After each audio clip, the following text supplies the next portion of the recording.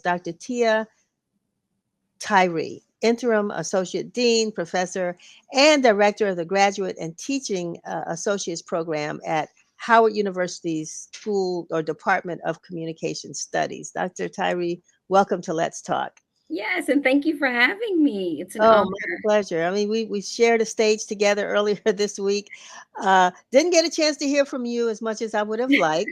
But anyway, that's what we said. Let's bring you on here to a little bit of a larger audience, but also to learn more about what you've been involved with over the years. You're a prolific publisher and author, and also professor and director of the school over at the School of Communications. Tell us a little bit about yourself.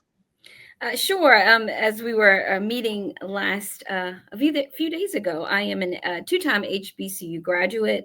30 years ago, I graduated from Morgan State University. And in 2007, I graduated here at Howard University with my PhD in mass communications and media studies. And I was honored enough to land a professor job here, and I've been here ever since. And in my old life, you and I ran into each other quite frequently. I used to be a public relations officer over for the DC government. Here at Howard University, I like to consider myself not just an HBCU professor, but an HBCU advocate. Which is where a lot of my work lands in supporting and telling the story of HBCUs as much as I possibly can. So we're in Black History Month, and one of the questions that I asked, and I will continue to ask, because a lot of people hear HBCU, they don't know really what the letters stand for. They don't know. They figure maybe every Black college is an HBCU. We also acknowledge the fact that there is a school that has 90% white students that's also an HBCU. So how would you how do you define HBCU? Sure. So it's historically Black colleges and universities. They must have been serving mainly Black students before about 1960, 1964. The numbers have varied, but Pew Research has us at about 99 HBCUs right now, and about half are public, half are private. And we have to understand that there's PWIs, predominantly white institutions, there's MSIs, minority serving institutions, and of course, there's HBCUs. I think the biggest misconception about HBCUs is that people come because they don't have any other options. HBCUs are celebrated institutions, first choices, impact makers, and really wonderful places where students, not just African American, African, from the Caribbean, all over the world, come to descend, understand the culture, be properly and beautifully educated by those who care about them and have culturally sensitive pedagogy. And it's really just an institution in the United States that I think many people are rediscovering, but we've always been here. When you talk about people coming from around the world, we can also point to people who have come to and attended an HBCU, then gone to places outside of the United States and ended up being leaders, presidents of countries, just very high level positions that they've taken back with them from the education they've gotten from our local schools, even presidents of companies and what have you. And so you wrote a book called the HBCU Experience, or HBCU Experience, the book. And so what inspired you to do that, to compile these essays? Yes, so actually, my co-editor, Christopher Cathcart, brought the idea to me, and I just loved it from the moment. He talked about it, and what I will say to you is, this is self-published. When we tried to do this 10 years ago, we could not find a single publisher who believed this book was worthy. It's amazing to think about it now. Once this book, and I think that's why we stayed so elementary with the title. Once this book was published and it got on the marketplace, the copycats came out of the woodwork, and we could care less about it. The whole point was to tell our amazing story. But it's a collection of over 60 essays representing about a dozen or so schools from the 1960s all the way up to the 2010s. A wonderful read. Most people pick it up and they don't put it down because the stories are so quick and intriguing and amazing. But again, this was us believing in, the Mecca, believing in the impact that HBCUs had on our lives and wanting to gather those stories and share it with everyone. What is it beyond just the pure campus life experience, or what is it about the campus life experiences that folks tended to, the themes that you sort of got in those essays? Yes. So a big part of what because we actually were just cobbling the stories together first. What happens on the yard, love and relationships, what's in the classroom, culture. And so we were just kind of putting them together initially. And then we had to take a step back and actually really digest what we learned. And what we learned is that HBCU students come for the education, but they leave with brothers and sisters and what they feel like is a family atmosphere. We learned the importance of mentorship in the stories, the importance of not only alumni mentors, but of course, professors. And we learned honestly that to get through an HBCU meant that you needed a lot of support. And a lot of times that was financial support as well. And again, most importantly, culturally, being able to be around those who look like you, who support you and believe in you was the cornerstone of what we learned from the essays. It's interesting because, I too went to Howard. I never lived on campus and really didn't have that, campus life experience. And in a lot of schools now around the country, I mean, freshmen may spend that 1 year on campus, and then all of a sudden they're out getting apartments and what have you. Unlike it was, I think, in the very beginning when you spent your whole 4 years in sort of experiencing that campus life. Was any of that talked about? I mean, is there any distinction between students that may have a difference in experiences because they're either on or off uh, campus?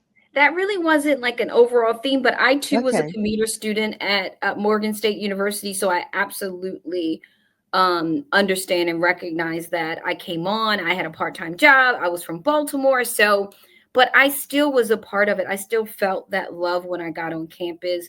I still attended a lot of events. So for many of us who, may go to school in the hometown in which we were raised, we kind of have a different experience, but what is the tying theme always is what happens in the classroom and the impact there.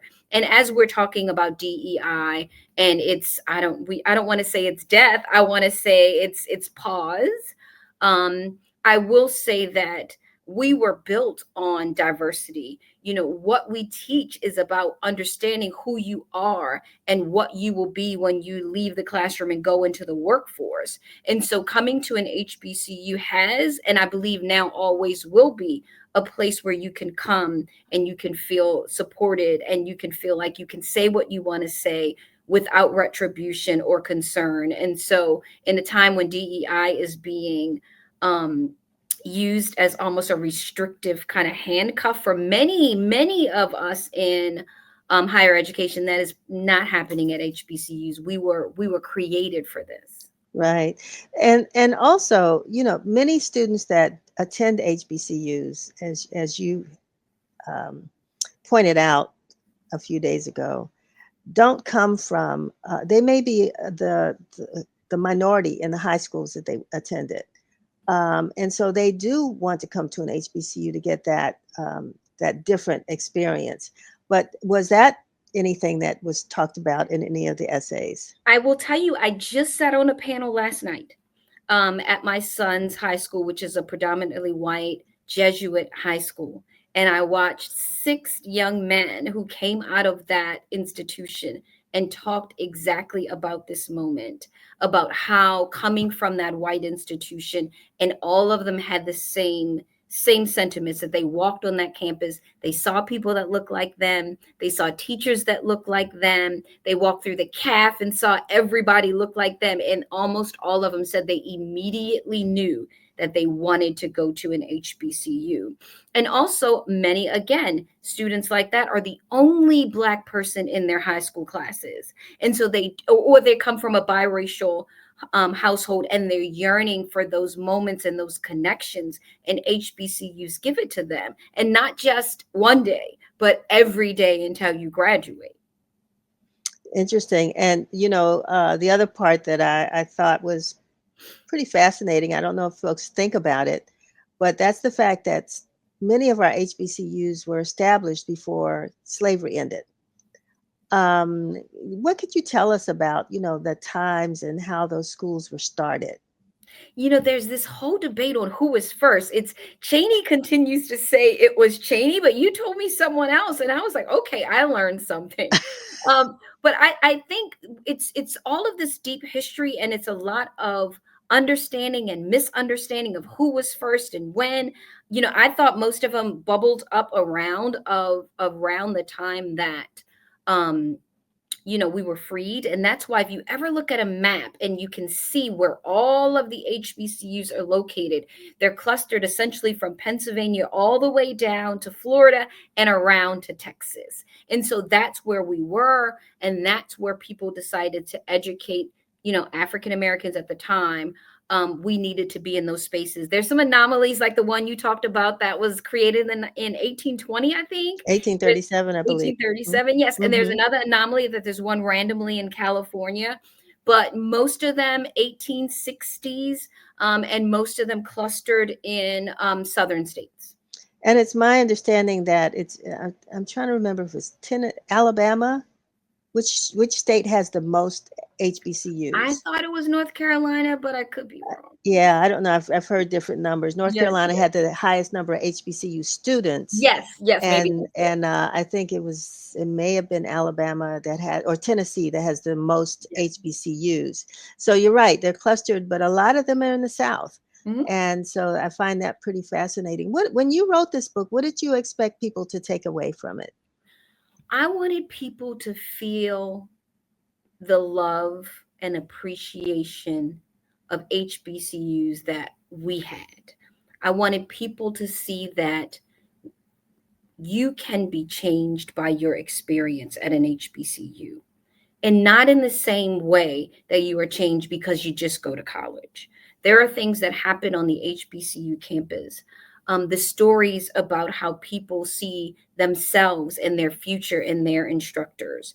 The point was, we know that HBCUs are important to our culture, but do you understand the impact that they have on the individual and what those individuals then have an impact on in our society? So really it was we wanted you to peek behind the door to know and understand what we've experienced. And I think and I know for a fact that it was successful because there are so many other people who read this and said, now we want to tell the story at Hampton. We want to tell the story at this university and that university, because what we found is, okay, this was everybody's story.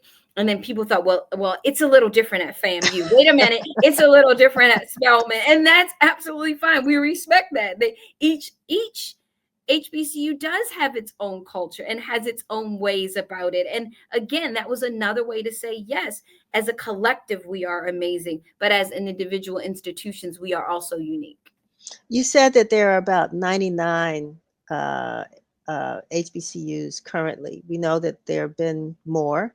And what do you think is the future of HBCUs? It's so funny that you use the word future, because the Future Act, and I cannot remember what the acronym stands for, was passed by the US government in 2019. And that's what guaranteed funding for HBCUs. And the idea was, we're going to guarantee the future. And it wasn't just HBCUs, it was MSIs and tribal colleges as well. And now we know that federal funding for anything that could be deemed connected to diversity and education is problematic. So we are at a very interesting turning point. What I will say to those who are worried or concerned is that administrations change. I don't think what is happening right now is something that will continue long term. And so our future is in question because of the Future Act and what I would say the current administration's focus is or is not. So I can hope that we weather the storm. I hope that no HBCUs have to shutter their doors in the next 4 years. Um, because we know funding is critical for um, the the actual I don't know, the future of HBCUs. We know that they need the funding to stay open. So would you still encourage students to apply? You've got a lot of folks that are coming out of high school this year and Yes, years after. Should they still apply, or what absolutely. would be your As advice? Yeah, as you can see, there have been wildly amazing activities that have occurred over the last, listen, 1 month. We've been in this thing for 1 month. I know it seems longer than that, but what I will say to you is that we've seen a lot of things happen and a lot of things reverse at the same time. And so I don't want anybody to go into a complete panic. The roots and the foundations of these institutions, some of them are 150 years strong.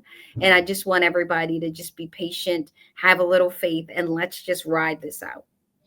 Dr. Tyreee, I was about to let you go, but I want to ask this question that someone just posted. I think it's a good one. Mackie Samuels asked, what are some suggestions that you might have to increase the percentage of Black male students at HBCUs? So According I to him or her, Black males only represent about 26% of the student population. So it what is would be your very advice? it is very, very true. We're 70-30 here at Howard University. And it really, really starts in elementary school. It starts with helping young boys understand the benefits of going to college, helping them understand that they can be college students. It's not a waste of time. How much more college graduates make than those who might go into directly into the workforce. More importantly, it's about mentorship and support, and that support really is psychological, emotional, and really it is financial, because there's a lot of folks, Black boys included, who want to go to college, but they don't have the means. And understanding how to get them the means is important. Um, and really, it's really about helping them understand that it is possible. It is possible if you want to do it. And whether that's loans, whether that's scholarships, whether it's grants, and understanding, for me, I'm in Baltimore. So Baltimore has Morgan State University, has Coppin. We're right down the street from Bowie. We're next to UMES. We're right here next to Howard University. So understanding, whatever, I don't want to go far from home. Okay, you don't have to. So just helping them understand that there is a pathway to college and getting them to understand that early, and then providing support. And once they're in, getting them to stay there. Stay there, So yes, that's the and challenge. that comes with support, Right, exactly. financial and emotional. Check-ins from mentors, check-ins from professors, check-ins from family. So you don't want to just drop any teenager off at college and let them go bye-bye. You really have to check in and support them, and be in tune to what they need. And oftentimes it may just be some support from you. Yeah. Yeah. For me, it was chocolate chip cookies. My dad used to send them to me all the time when I was down in Hampton. I So, lived on no. Pepsi and M&Ms. It was a horrible 4 years. Before I let you go, I know that you've written other books. I mean, tell us a little bit about, some of the books that you've published, and if there's anything coming out new. So I will say to you that because I work at Howard University, get to really investigate anything I want. My dissertation looked at 25 years of rappers in film. I'm a mass communications and media studies scholar. I'm a musicologist. I'm a rap scholar. One of the things I actually teach here at Howard University is social media. And so, yes, there is a way to do it properly, especially in the workforce with public relations professionals. And so the two books that you're probably referencing is Social Media Pedagogy and Practice and Social Media Communications and Culture. But yes, I have probably one of the wildest research agendas that you'll ever see, but it makes me unique, and it really makes for wonderful conversations in the classroom, because I probably know more about pop culture than the students in front of me. And they get a huge kick when I start talking about, what Rihanna might have done, or what, Meek Mill said. And they're like, what in the good world is going on? So for me, the Mecca is a wonderful place because I've never been restricted, on what I study and how I study. And it really, again, speaks to the support, not only from the student side, but the faculty side, and making sure that I have the unwavering ability to study Black women, to study Black men, to study Black media. And that is what I bring to the world. And I'm able to do that successfully here. Well, Dr. Tia Tyreee, I want to thank you so very much for being with us today, for sharing the good news about the HBCU experience and your book, HBCU Experience, the book, and everything else. We might have to bring you back on it to talk about some pop culture things in the future, but we certainly were happy that you were able to join us today. And thank you for the invite. It was a wonderful moment. Oh, and we just posted where you can get the book. I just wanted Yes. to make sure we got that in there. Yes. Where's the book available? Amazon. Just go to Okay. Amazon. All right. Easiest Good. place. Okie doke. All right. Thanks a lot for being with us. Thank you. Have a good one.